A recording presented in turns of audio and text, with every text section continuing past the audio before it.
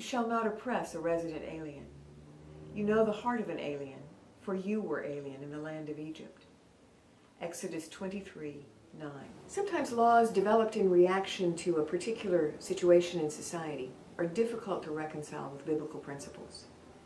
The history of the 20th century tells us about people in France and in Poland who lost their lives trying to help Jewish people. It also tells us about civil rights workers who faced jail and sometimes death, standing up for what they believe. Currently, in our society, immigration is a difficult issue. Some of them came as children with their parents. Some of them came looking for a better life for themselves and their families. Some of them came on legal visas and now are undocumented because after trying to work through the current immigration system, paying thousands of dollars to lawyers and paying immigration fees, their applications were denied because quotas for their countries of origin had been filled. Families are divided for the same reason. The undocumented immigrants in our presbytery are between a rock and a hard place. Bom, eu com a minha família chegamos aqui em 99. Em 2002 nós pegamos um advogado, a gente deu entrada nos nossos documentos, mas já tivemos várias audiências com o juiz, mas sempre eles vão marcando outras datas. A última audiência que a gente teve faz 2 anos.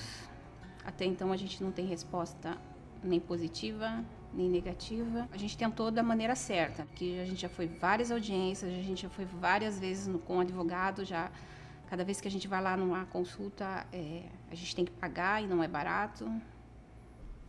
When I was 15 years old, I came to the United States with my parents. I was underage, and I was forced. I had to come here. I didn't have any other choice than to follow my parents. And I went to high school. I learned English. I was an excellent student. And now I finished high school 5 years ago. I still cannot have my degree because of my immigration status. I cannot go to school. I cannot pursue my dreams.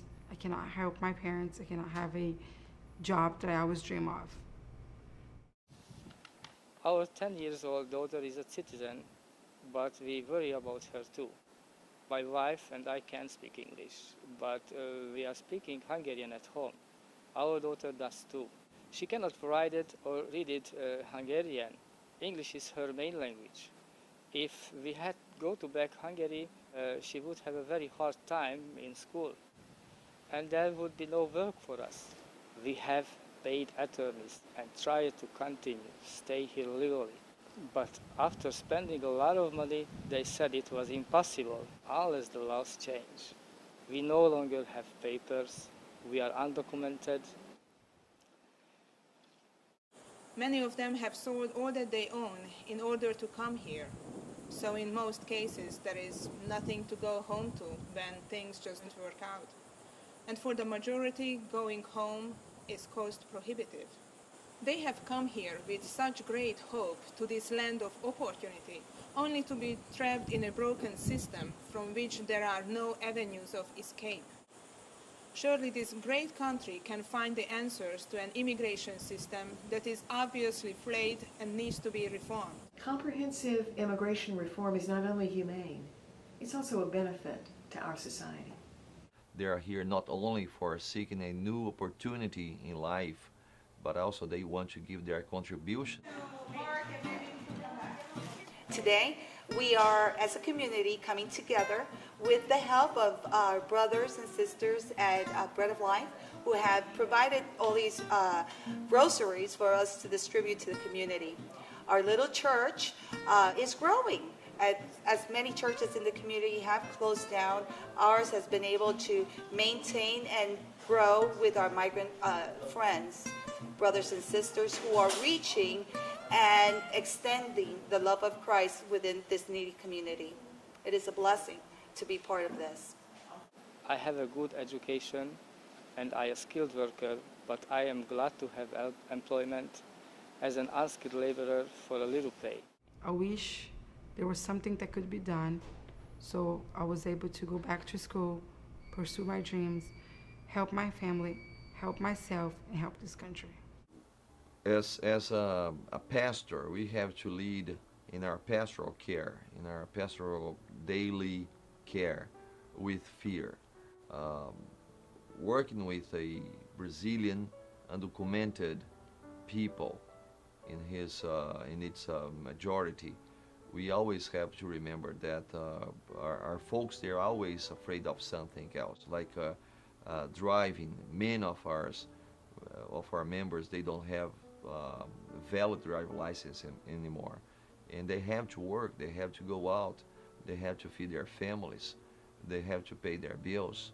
They are afraid of calling the police, even though this is not Arizona and we still don't live under those new laws. And sometimes they are under threatening. Sometimes we have women married to guys that threaten them to call the immigration against them if they don't do whatever they want them to do. Well, they are struggling every day, just going to the store. They are scared to leave the house because who knows what happens. They don't have driver's license, they don't have any papers, and what if they get stopped by the police, and they ask for some kind of documentation and they don't have.